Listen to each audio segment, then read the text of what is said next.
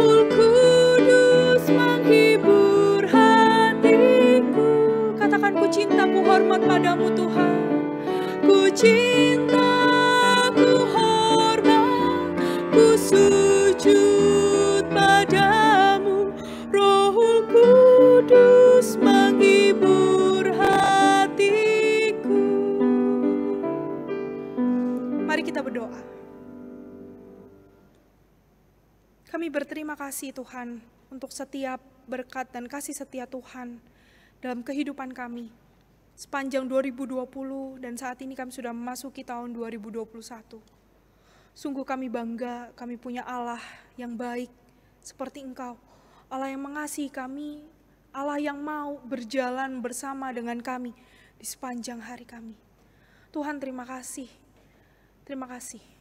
kami bersyukur. Saat ini kami ingin menyerahkan ibadah firman dan doa kami ke dalam tangan Tuhan. Semoga Tuhan yang boleh memimpin dan menolong kami, Tuhan yang boleh menyertai kami di dalam ibadah ini agar kami boleh fokus, kami boleh memahami apa yang Tuhan sampaikan kepada setiap kami, baik lewat pujian, lewat doa, maupun lewat firman Tuhan yang nanti akan diberitakan. Terima kasih Tuhan, kami menyerahkan ibadah kami ini dalam tangan-Mu. Ke dalam nama Tuhan Yesus kami berdoa dan mengucap syukur. Amin. Mari saat ini kita juga mempersiapkan hati kita untuk kita menerima kebenaran firman Tuhan. Mari kita katakan, oh Tuhanku, sucikan hatiku, sucikan dari dosa, supaya hati kita boleh siap menerima firman dan kebenaran itu. Oh Tuhanku, sucikan hatiku.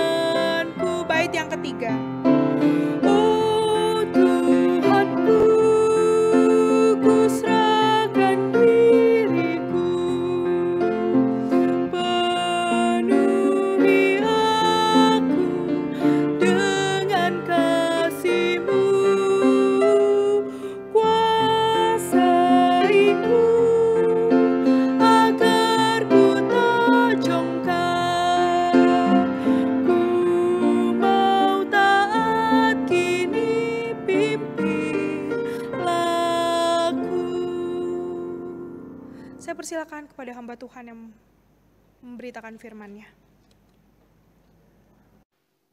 Selamat malam saudara sekalian, salam damai sejahtera dalam kasih Tuhan kita Yesus Kristus. Sebelum saya menyampaikan pelayanan firman pada saat ini, perkenankanlah kiranya yang pertama saya mengucapkan terima kasih kepada Majelis Jemaat GKI Bungur yang telah memberikan kesempatan bagi saya untuk menyampaikan pelayanan firman Tuhan pada saat ini. Kemudian yang kedua, masih di dalam suasana tahun baru, saya mewakili pribadi, keluarga maupun juga segenap majelis dan jemaat GKI Harapan Indah Bekasi menyampaikan selamat tahun baru kepada saudara sekalian. Kiranya Tuhan memberkati kita semua di dalam tahun yang baru ini. Baik saudara sekalian, sebelum kita bersama-sama membaca dan merenungkan firman Tuhan, kita akan bersama-sama berdoa terlebih dahulu. Ya Tuhan, pada saat ini kami bersama-sama mengucapkan syukur, mengucapkan terima kasih kepada Tuhan. Karena Tuhan memberikan kesempatan bagi kami untuk kami boleh berbagian di dalam persekutuan doa pada Kamis malam ini. Tuhan tolonglah setiap kami, tatkala kami hendak membaca dan merenungkan firman Tuhan, Tuhan memberikan pencerahan bagi kami, memberikan pertolongan bagi kami, untuk kami dapat mengerti firman Tuhan yang kami baca dan kami renungkan ini. Dan kuasailah setiap kami Tuhan, agar kami bukan hanya menjadi pendengar firman Tuhan, tetapi sungguh boleh menjadi pelaku firman Tuhan di dalam kehidupan ini. Terima kasih Tuhan, berbicaralah kepada kami Tuhan. Kami siap mendengarkan firman Tuhan. Terima kasih Tuhan. Di dalam nama Tuhan Yesus kami berdoa. Amin.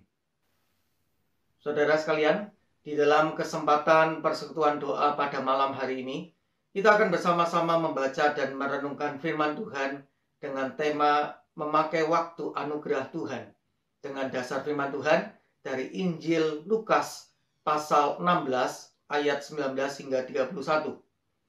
Injil Lukas pasal 16 ayat 19 hingga 31.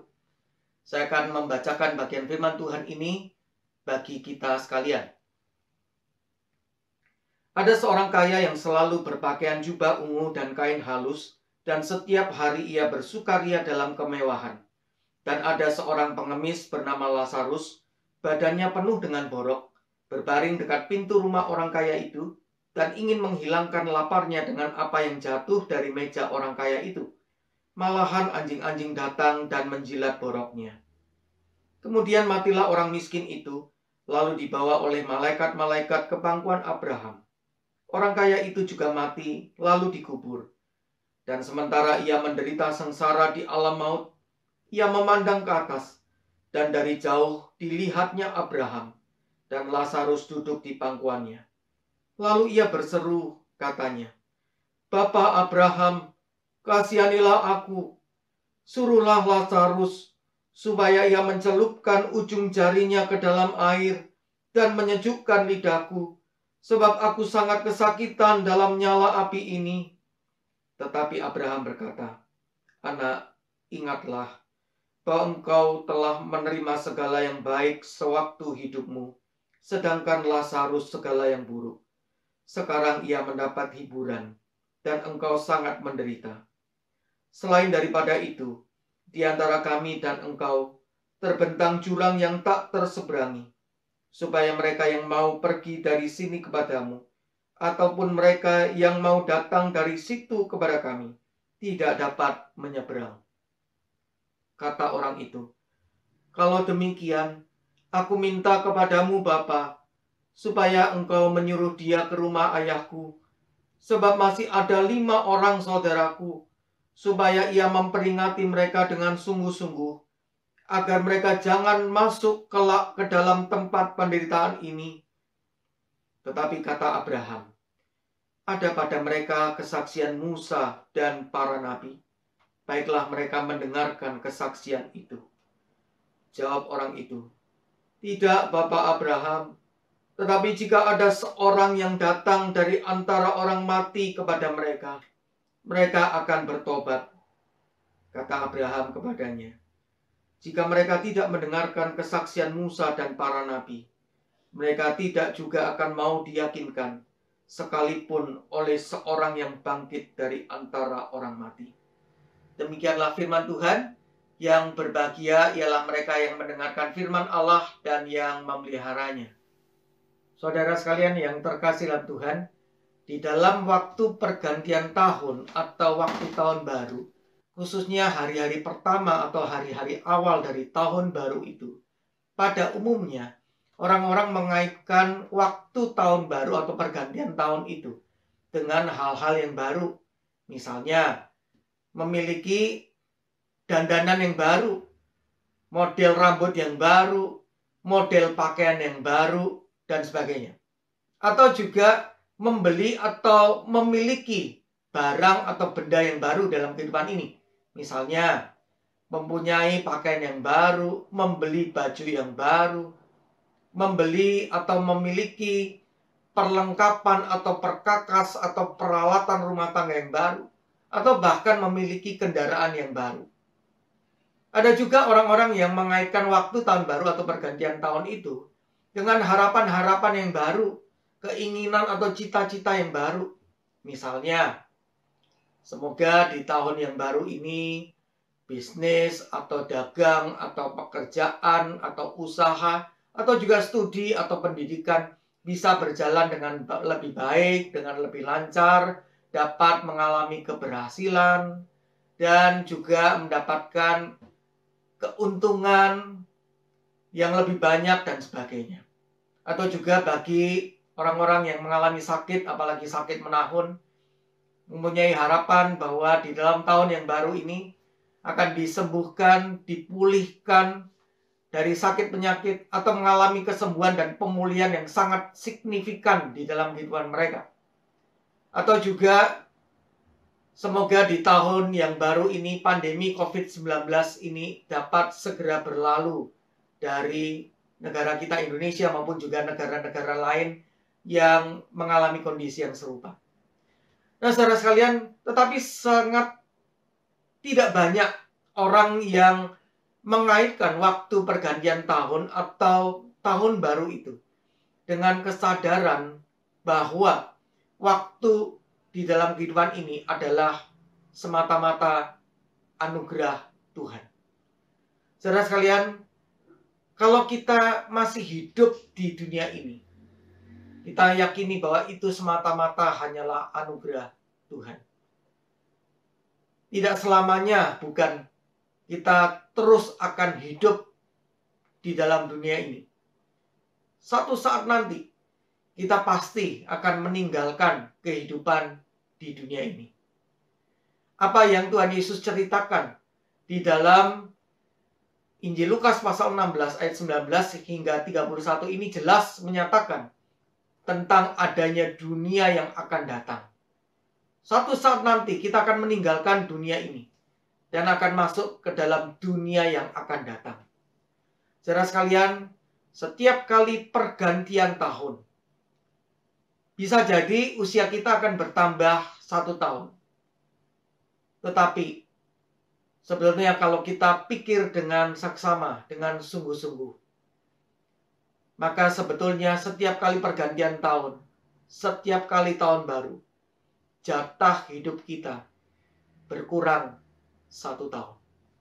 Saudara sekalian, itulah sebabnya di dalam kesempatan hidup yang masih ada, yang Tuhan anugerahkan bagi kita, bagi setiap kita di dunia ini, kita perlu untuk memakai waktu anugerah Tuhan itu dengan bijaksana.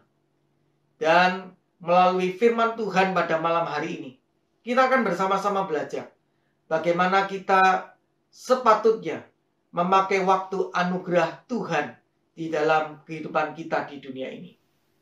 Saudara sekalian, dari Injil Lukas pasal 16 ayat 19 hingga 31 ini, kita mendapatkan bahwa di dalam memakai waktu anugerah Tuhan, kita sepatutnya yang pertama mengusahakan kesejahteraan bagi orang lain, terutama mereka yang membutuhkan.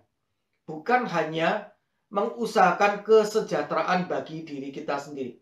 Saya ulangi, mengusahakan kesejahteraan bagi orang lain, khususnya bagi mereka yang membutuhkan, bukan hanya mengusahakan kesejahteraan bagi diri kita sendiri.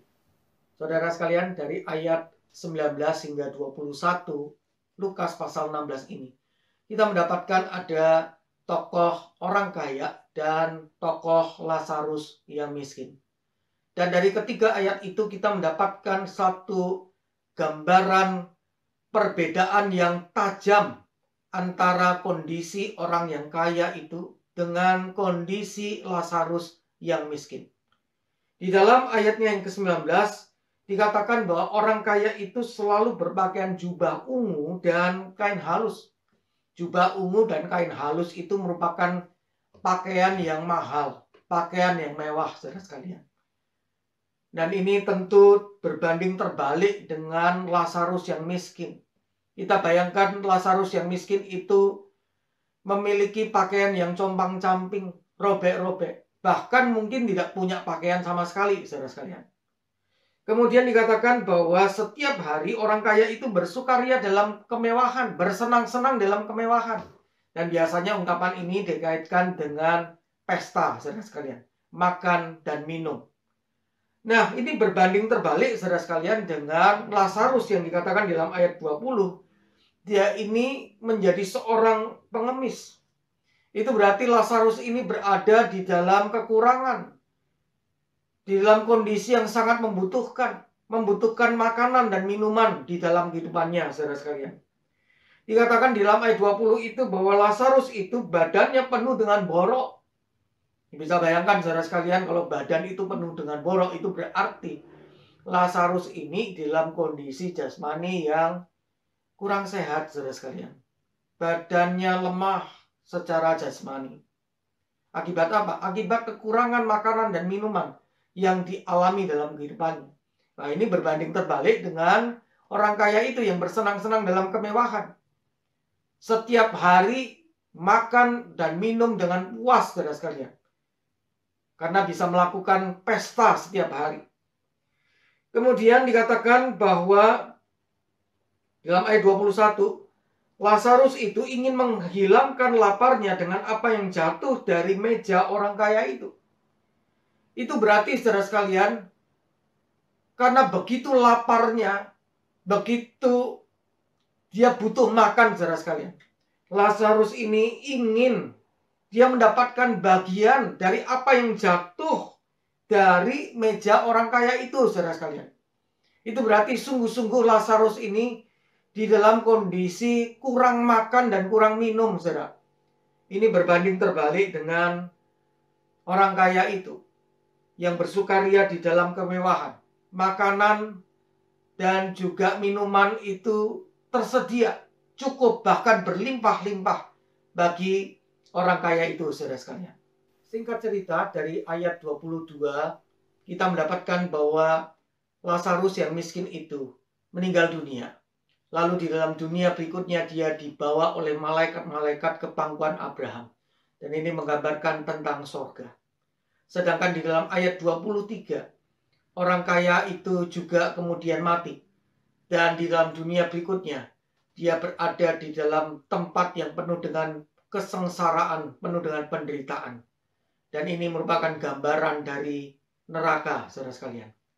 Nah, saudara sekalian, menarik untuk diperhatikan bahwa orang kaya itu masuk neraka bukan karena melanggar apa yang Tuhan larang. Misalnya, orang kaya ini membunuh Lazarus, orang yang miskin itu. Atau orang kaya ini menipu Lazarus yang miskin itu. Atau orang kaya ini melakukan perampasan terhadap Lazarus yang miskin ini.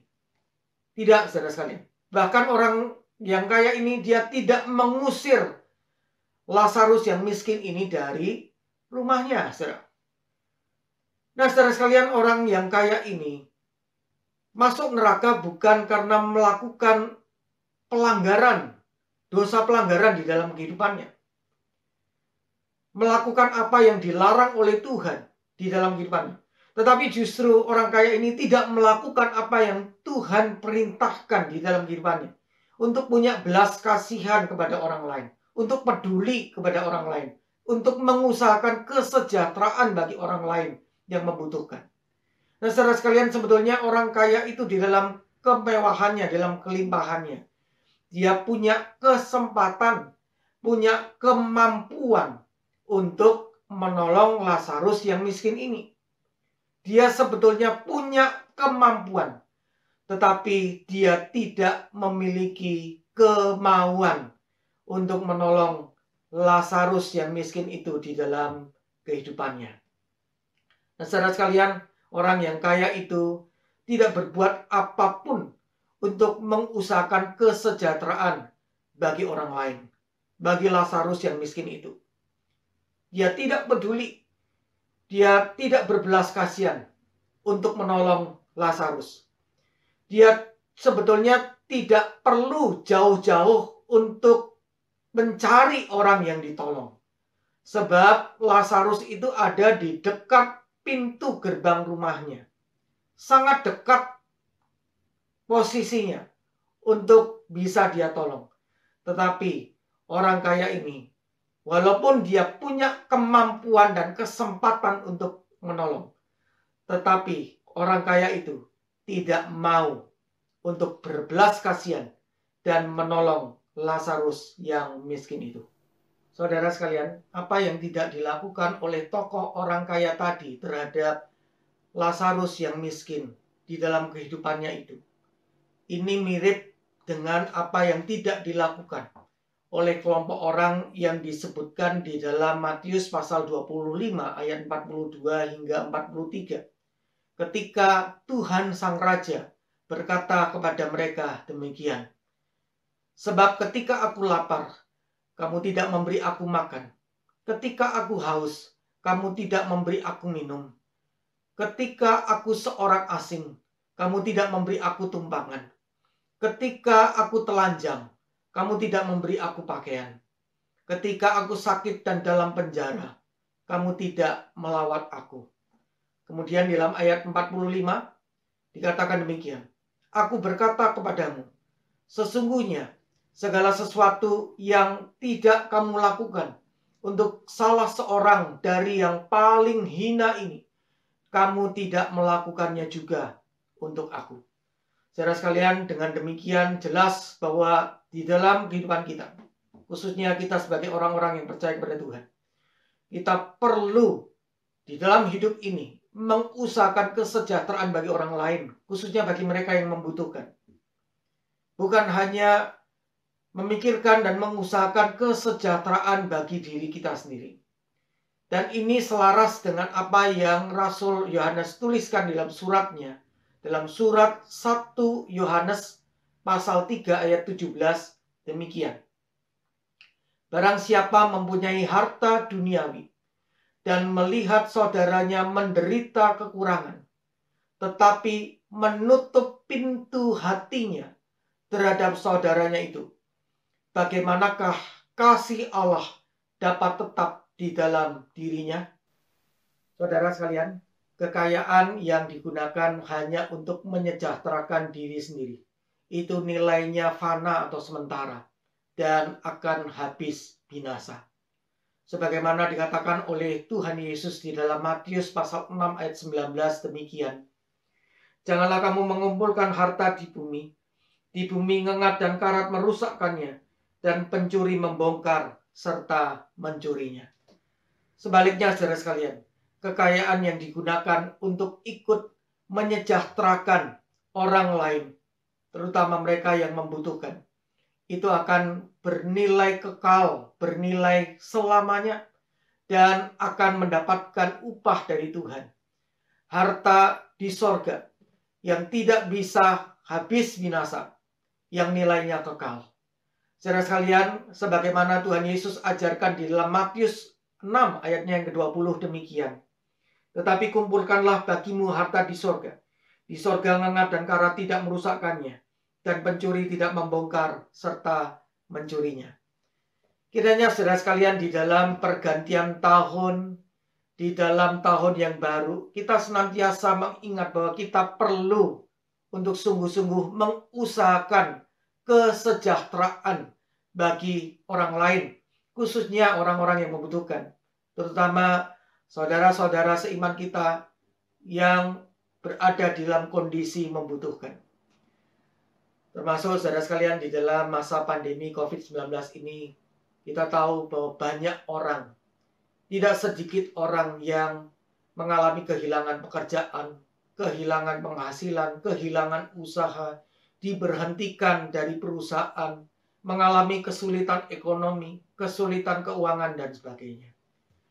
Saudara sekalian, bila kita mengetahui ada di antara saudara-saudara seiman kita, bahkan warga segereja dengan kita, saudara sekalian, mari kita memberikan bantuan, memberikan kepedulian bagi mereka di tengah-tengah situasi yang sulit, khususnya secara ekonomi, secara keuangan. Kiranya kita memanfaatkan waktu anugerah Tuhan ini dengan mendatangkan kesejahteraan bagi orang lain, khususnya bagi mereka yang membutuhkan. Sudahkah kita terlibat? Sudahkah kita berbagian di dalam berbagi dan memberi di dalam kehidupan ini? Itu yang pertama, saudara sekalian. Yang kedua, dalam memakai waktu anugerah Tuhan, kita perlu berusaha untuk menyenangkan hati Tuhan, bukan hanya menyenangkan hati kita sendiri. Saya ulangi, berusaha menyenangkan hati Tuhan, bukan hanya berusaha menyenangkan hati kita sendiri. Di dalam ayat 19 ini, saudara sekalian, kita melihat bahwa orang kaya ini setiap hari bersukaria di dalam kemewahan. Dia setiap hari berusaha menyenangkan hatinya sendiri, tanpa berusaha untuk menyenangkan hati Tuhan. Walaupun dia bersenang-senang di dalam kemewahannya, di dalam kelimpahannya, tetapi tidak ada usaha sedikit pun untuk peduli, untuk membantu, untuk menolong Lazarus yang miskin itu, saudara sekalian. Dan tentu saja apa yang tidak dilakukan oleh orang yang kaya ini tentu sangat mendukakan hati Tuhan. Saudara sekalian, pada zaman itu ada satu konsep pemikiran yang umum di antara orang-orang Yahudi yang merupakan hasil ajaran dari para rabi Yahudi atau guru-guru agama Yahudi, bahwa kalau seseorang itu menjadi kaya, itu adalah bukti bahwa Tuhan itu senang kepada orang itu, berkenan kepada orang itu, dan memberkati orang itu. Tetapi sebaliknya, kalau seseorang itu menjadi miskin, menjadi kekurangan, menjadi melarat, itu adalah bukti bahwa Tuhan itu tidak suka kepada orang itu dan menghukum orang itu. Nah, bukankah konsep pemikiran demikian juga umum di dalam dunia kita, bukan? Tetapi melalui kisah ini, saudara sekalian, kita mendapatkan bahwa ternyata kekayaan yang dinikmati oleh seseorang di dunia ini itu bukan jaminan bahwa orang itu diperkenan atau disukai oleh Tuhan, saudara sekalian. Bukan berarti kemudian, oh kalau begitu setiap orang kaya itu tidak berkenan di hadapan Tuhan. Bukan, saudara sekalian. Karena jelas kalau kita lihat di dalam ayatnya yang ke-23, Abraham itu ada di surga, saudara sekalian. Jadi Abraham itu hidupnya itu sungguh-sungguh diperkenan oleh Tuhan, saudara sekalian. Baik dalam kehidupan di dunia ini, dan itu juga hidupnya benar-benar berkenan di hadapan Tuhan, dibuktikan dengan keberadaan Abraham itu di surga. Nah, saudara sekalian, orang kaya ini, dia hanya memikirkan kesenangan bagi dirinya sendiri. Tetapi dia tidak berusaha untuk menyenangkan hati Tuhan. Saudara sekalian, bila kita bandingkan dengan ayat 29 dari Lukas pasal 16 ini, tentang disebutkannya kesaksian Musa dan para nabi, yang merupakan kitab-kitab di dalam perjanjian lama, maka besar kemungkinan bahwa orang kaya ini adalah seorang Yahudi. Nah, saudara sekalian, di dalam masyarakat orang Yahudi pada masa itu, ada suatu keyakinan umum bahwa kalau saya adalah anak Abraham atau keturunan Abraham secara jasmani, maka saya pasti masuk surga. Alasannya apa, saudara sekalian? Karena pada waktu itu ada suatu keyakinan bahwa sang bapak Abraham itu duduk berjaga di dekat pintu gerbang neraka, saudara sekalian. Dan bapak Abraham itu tidak akan membiarkan anak-anaknya atau keturunannya secara jasmani, yaitu orang-orang Yahudi, untuk melewati pintu gerbang neraka itu. Itulah sebabnya maka orang-orang Yahudi itu percaya bahwa setiap orang Yahudi itu pasti masuk surga. Nah, saudara sekalian, tetapi di sini jelas melalui apa yang diceritakan oleh Tuhan Yesus, garis keturunan, termasuk garis keturunan orang Yahudi, itu bukanlah jaminan orang masuk surga, saudara sekalian. Nah, saudara sekalian, kita lihat bahwa orang kaya ini menyangka bahwa dirinya itu sudah diperkenan oleh Tuhan, diberkati oleh Tuhan dengan kekayaannya, dengan kemewahannya. Bahkan sebagai orang Yahudi, dia percaya bahwa dia pasti masuk surga. Tetapi ternyata tidak demikian. Orang kaya ini bukan hanya tidak berusaha untuk menyejahterakan orang lain, menyejahterakan Lazarus di dalam kekurangannya. Tetapi orang kaya ini juga tidak menyukakan hati Tuhan di dalam kehidupannya melalui apa yang dia tidak lakukan terhadap Lazarus di dalam kekurangannya. Saudara sekalian, si orang kaya ini berusaha untuk menyenangkan hati dirinya sendiri dengan cara hidup dalam kemewahan setiap hari, tetapi tanpa berbelas kasihan terhadap Lazarus di dalam kekurangannya. Sikap hati orang kaya itu sungguh tidak menyenangkan hati Tuhan. Saudara sekalian, walaupun orang kaya itu hidup di dalam kemewahannya, dalam kelimpahannya, yang diyakini sebagai berkat atau perkenanan Tuhan, dan orang kaya itu merupakan anak Abraham atau keturunan Abraham secara jasmani, tetapi orang kaya itu tetap tidak masuk surga di dalam dunia selanjutnya. Oleh karena apa, saudara sekalian? Karena orang kaya itu tidak bertobat dari hidup yang tidak berkenan di hadapan Tuhan. Saudara sekalian, orang kaya ini dia tidak memahami dan mengenal Tuhan, sehingga dia tidak tahu bagaimana hidup berkenan di hadapan Tuhan. Mengenal, memahami Tuhan adalah suatu hal yang sangat penting. Sebagaimana dikatakan di dalam Yeremia pasal 9 ayat 23 hingga 24 demikian. Beginilah firman Tuhan. Janganlah orang bijaksana bermegah karena kebijaksanaannya. Janganlah orang kuat bermegah karena kekuatannya. Janganlah orang kaya bermegah karena kekayaannya. Tetapi siapa yang mau bermegah, baiklah bermegah karena yang berikut. Bahwa ia memahami dan mengenal aku.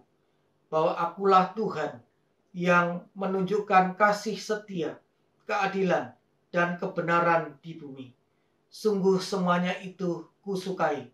Demikianlah firman Tuhan.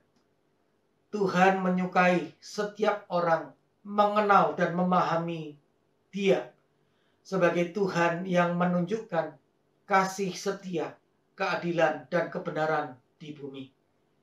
Kita sebagai orang-orang yang percaya kepada Tuhan, kiranya bukan hanya mengetahui, memahami, mengenal bahwa Tuhan itu adalah Tuhan yang menunjukkan kasih setia, keadilan, dan kebenaran di bumi, tetapi kita juga mencontoh teladan dari Tuhan itu sendiri.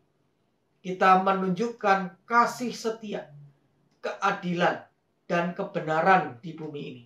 Dengan demikian, hidup kita pun juga menyenangkan hati Tuhan di dalam kehidupan ini. Kiranya kita semakin termotivasi atau terdorong untuk belajar dan mendalami firman Tuhan di dalam kehidupan ini, sehingga kita semakin memahami dan mengenal Tuhan. Agar dengan demikian kita tahu bagaimana caranya kita menyenangkan hati Tuhan di dalam kehidupan ini. Kiranya Tuhan menolong kita untuk melakukan firman-Nya. Amin. Mari saudara sekalian kita bersama-sama berdoa. Tuhan, saat ini kami bersama-sama berterima kasih untuk firman Tuhan yang boleh kami renungkan pada malam hari ini. Kiranya Tuhan menolong kami agar kami sungguh-sungguh berusaha untuk mendatangkan kesejahteraan bagi orang lain, khususnya bagi mereka yang membutuhkan, bukan hanya memikirkan atau mengusahakan kesejahteraan bagi diri kami sendiri. Khususnya Tuhan di tengah-tengah pandemi COVID-19 ini.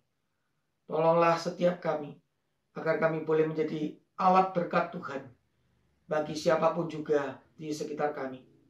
Dan tolonglah kami Tuhan untuk kami memakai waktu anugerah Tuhan itu dengan hidup menyenangkan hati Tuhan. Dan itu diawali dengan tindakan memahami dan mengenal Tuhan lewat pembelajaran dan pendalaman firman Tuhan dalam kehidupan ini. Sehingga kami tahu apa yang harus kami lakukan untuk menyenangkan hati Tuhan di dalam kehidupan kami masing-masing. Terima kasih Tuhan. Tolonglah kami untuk kami melakukan firman Tuhan ini di dalam kehidupan kami. Di dalam nama Tuhan Yesus kami berdoa. Amin. Bersyukur hari ini kita boleh mendengarkan firman-Nya, Bapak Ibu Saudara. Dan saat ini saya mengajak kita untuk bersama-sama berdoa. Mari kita siapkan diri kita cari posisi yang enak untuk kita bersama-sama berdoa dengan hati kita, dengan tubuh kita. Saya mempersilakan Bapak Ibu Saudara untuk mengambil posisi dahulu. Mari kita bersama-sama berdoa. Yang pertama, Bapak Saudara, untuk diri kita masing-masing. Mari kita berdoa untuk diri kita dalam menjalani tahun 2021 ini. Supaya di dalam perjalanan kita tahun 2021 ini, kita boleh terus berjalan bersama dengan Tuhan. Dan iman kita boleh terus bertumbuh di dalam Dia yang memelihara kita dan adalah pencipta kita. Mari bersama-sama kita menyerahkan diri kita di dalam perjalanan iman kita di tahun 2021 ini ke dalam tangan Tuhan. Mari kita berdoa. Tuhan, saat ini kami menyerahkan diri kami. Kami menyerahkan hidup kami ke dalam tangan Tuhan. Tuhan, di dalam perjalanan hidup kami di tahun 2021 ini, kami tidak tahu ke depan akan terjadi apa. Kami tidak tahu apa yang akan kami alami, apa yang kami hadapi di depan sana. Kami tidak mengerti apa yang akan kami gumulkan di depan sana bersama dengan Tuhan. Tetapi kami ingin menyerahkan diri kami dalam tangan Tuhan, supaya di dalam perjalanan kami di tahun 2021 ini, kami boleh terus memiliki hati yang terus bersandar kepada Tuhan, yang terus mencari Tuhan. Dan kami juga boleh terus bertumbuh imannya dalam Tuhan di tahun 2021 ini, lewat setiap apapun yang terjadi di tahun 2021 ini. Tuhan, kami ingin menyerahkan diri kami, Tuhan. Kami menyerahkan perjalanan hidup kami, perjalanan iman kami di tahun 2021 ini. Kami ingin Tuhan yang terus memimpin, Tuhan sajalah yang terus menolong kami di tahun ini. Dan Tuhan yang boleh terus memegang tangan kami dengan tangan kanan Tuhan yang membawa kemenangan itu. Tuhan, kami percaya Tuhan yang sudah menuntun kami di tahun 2020, Tuhan yang sama yang akan menuntun kami di tahun ini di dalam perjalanan kehidupan kami dan perjalanan iman kami bersama dengan Tuhan. Terima kasih Tuhan, kami menyerahkan diri kami ke dalam tangan Tuhan. Dalam nama Tuhan Yesus Kristus kami berdoa. Yang kedua, Bapak Ibu Saudara, mari kita juga menyerahkan untuk perjalanan iman seluruh jemaat GKI Bungur dan Pos Alam Sutra ke dalam tangan Tuhan. Bapak Saudara, kita sudah menyerahkan diri kita. Saat ini kita mari mendukung saudara-saudara kita jemaat dari GKI Bungur dan Pos Alam Sutra ke dalam tangan Tuhan. Semoga Tuhan juga yang terus boleh menyertai perjalanan hidup dan iman setiap jemaat Tuhan yang ada di GKI Bungur dan Pos Alam Sutra ini. Mari kita buka suara kita, angkat suara kita. Saat ini ya Tuhan, selain daripada diri kami juga menyerahkan untuk seluruh jemaat kami di GKI Bungur dan di Pos Alam Sutra. Tuhan, kami menyerahkan mereka di dalam perjalanan iman mereka, perjalanan kehidupan mereka masing-masing di tahun 2021 ini. Mungkin ya Tuhan akan banyak pergumulan hidup yang akan mereka hadapi. Mungkin akan banyak hal yang tidak sesuai ekspektasi mereka yang akan mereka hadapi. Tapi kami ingin bersama-sama ya Tuhan mendukung satu dengan yang lain, saudara-saudari kami, jemaat Tuhan di dalam doa kami. Tuhan, kami ingin menyerahkan seluruh saudara jemaat kami, baik itu majelis hamba Tuhan maupun jemaat yang ada di dalam setiap komisi ke dalam tangan Tuhan. Semoga Tuhan yang terus boleh menyertai kehidupan mereka, Tuhan yang boleh terus memimpin kehidupan mereka juga, Tuhan yang boleh terus menyertai perjalanan iman mereka bersama dengan Tuhan, supaya melewati tahun 2021 ini Tuhan, mereka boleh terus mengenal Tuhan lebih dan lebih lagi. Mereka boleh terus mengenal Tuhan yang benar dan Tuhan yang memimpin hidup mereka. Kami menyerahkan mereka dalam tangan Tuhan, menyerahkan jemaat-Mu dalam tangan Tuhan, baik yang ada di GKI Bungur dan di Pos Alam Sutra. Terima kasih Tuhan, terima kasih. Kami berdoa dan mengucap syukur di dalam nama Tuhan Yesus.